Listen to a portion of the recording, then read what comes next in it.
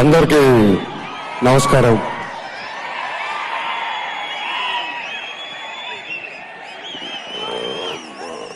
ఇందాక ఇక్కడికి వచ్చినప్పుడు ఎంత ఆనందంగా ఉన్నానో ఇప్పుడు అంతే బాధలో ఉన్నాను.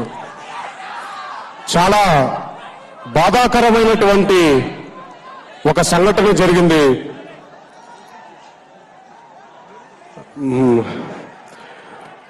ఒక అభిమాని ఇక్కడికి వచ్చిన తర్వాత తొక్కిసలాటలో మృతి చెందడం చాలా బాధాకరంగా ఉంది.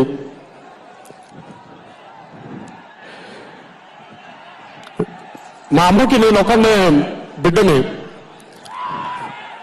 ఎప్పుడు బాధగా ఉండేది, నాకు తోడబుట్టిన వాళ్ళు లేరేంటి అని.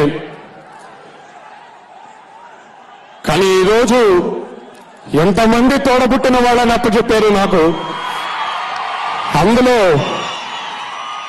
అందులో ఒక్క తోడబుట్టిన వాడు ఈరోజు మరణించడం జరిగింది.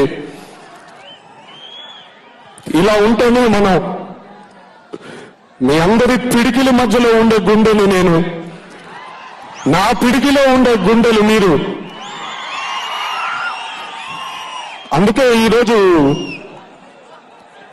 ఈ ఆడియో ఫంక్షన్ ని త్వరగా ముగించమని చెప్పడం జరిగింది. ఇలాంటి బాధాకరమైనటువంటి సంఘటన ఎప్పుడు జరగకూడదు, ఇంకోసారి జరగకూడదని ఆ దేవుణ్ణి మనసారా కోరుకు. మీ అందరూ తిరిగి ఇంటికి వెళ్ళాలి.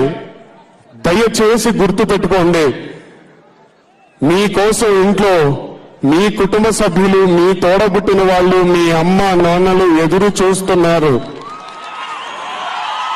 దయచేసి మీ ప్రేమ కోసం నేను ఎదురు చూస్తున్నాను. ఏ ఒక్క అభిమాని, ఏ ఒక్క సోదరుడికి ఏమి జరిగినా కూడా తట్టుకోలేను. అభిమాని కుటుంబ సభ్యుడైనటువంటి రాంబాబు నాకెప్పటి నుంచో తెలిసిన అత్యంత సన్నిహితుడు, వరంగల్కి చెందినవాడు. ఈరోజు మీ అందరి సమక్షంగా నేను మాటిస్తున్నాను, ఆ కుటుంబానికి అండదండగా నేనుంటాను. ఆ తల్లి కడుపు కోతని నేను తీర్చలేకపోవచ్చేమో, కానీ ఆ ఇంటి కొడుకుగా, ఆ ఇంటి బిడ్డగా నేను మాత్రం తప్పకుండా వాళ్ళని చూసుకుంటానని మీ అందరి తరఫున నేను ప్రమాణం చేస్తున్నాను.